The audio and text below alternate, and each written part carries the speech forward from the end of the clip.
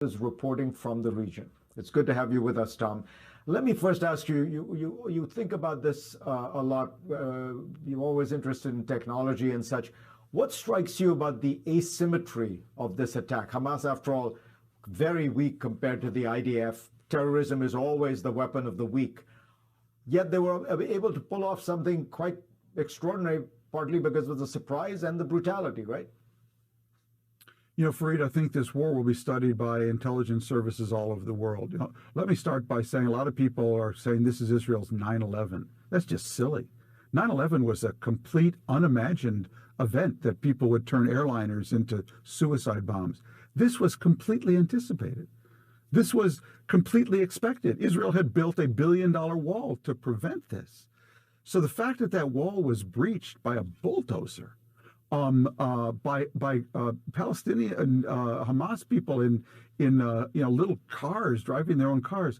How did that happen, number one? How did they maintain surprise? This was a very complex, sophisticated attack involving sea, land, and air drones. It had to have been planned over a long period of time. Did they not use cell phones? Were those cell phones masked some way? Maybe with the help of Iran? I have no idea. So we need to understand how this basically, very small force armed with just enough technology managed to surprise and overwhelm what is considered one of the most technologically savvy militaries in the world. You had been writing for a while about this new right-wing Israeli government and its actions in the West Bank. It has members of it who talk about annexing all of the West Bank and Gaza. Do you think this played a role in the sort of backdrop of this attack? Fareed, there will be one day, I'm sure, some kind of inquiry commission on this war. And if I got to write indictment number one, it would go to Israel's Justice Minister, Yariv Levin. Remember that name, Y-A-R-I-V-L-E-V-I-N-E.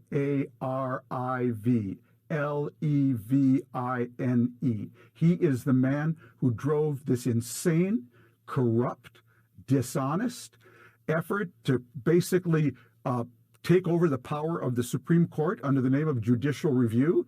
And when he did, with Netanyahu's help, he fractured Israel. He fractured Israeli society. He fractured the Israeli military. He fractured the Israeli Air Force. He triggered almost 40 weeks of 100,000 Israelis coming out every Saturday night to protest this. Last week, I actually quoted an Israeli former Defense Department official as saying, our preparation has been harmed by this whole fracture of our society. That's where this started. And if I get to write the indictment, he will be the indicted person number one. But Netanyahu enabled him. And tell me, I got to get you on the broader issues. What does this mean for the Saudi deal, for normalization? It would seem that it becomes much more complicated because now you have inflamed passions on the Arab street, as they say. Or do you think the Saudis don't care about that and they're looking at it practically and there it is to their advantage? I think, Fareed, in the long run, their interests are in normalization with Israel, and those interests will prevail in the long run. But in the short run, this war between Hamas and Israel makes that impossible. I believe if Iran didn't stimulate or encourage it, it sure understands it's a huge beneficiary of that. The last thing Iran wanted was a U.S., Saudi, Israel strategic alliance to counterbalance Iran. So right now, that's no longer possible. The IDF has said that they want to take control of Gaza. I assume they mean this temporarily, but your colleague, Bret Stephens, has written in the Times today, the IDF should expel Hamas from Gaza. I'm not sure where they would go, but he then proposes a kind of Egyptian, Saudi, UAE peacekeeping force that would essentially rule Gaza, I would guess. Is there, what happens to Gaza? Is that a possibility? Because it's difficult to imagine Israel just beating up a bunch of Palestinians in Gaza and then withdrawing back into Israel again. Fareed, always remember who got Israel out of Gaza. It's Arch Hawk, one of its most celebrated military commanders, Ariel Sharon.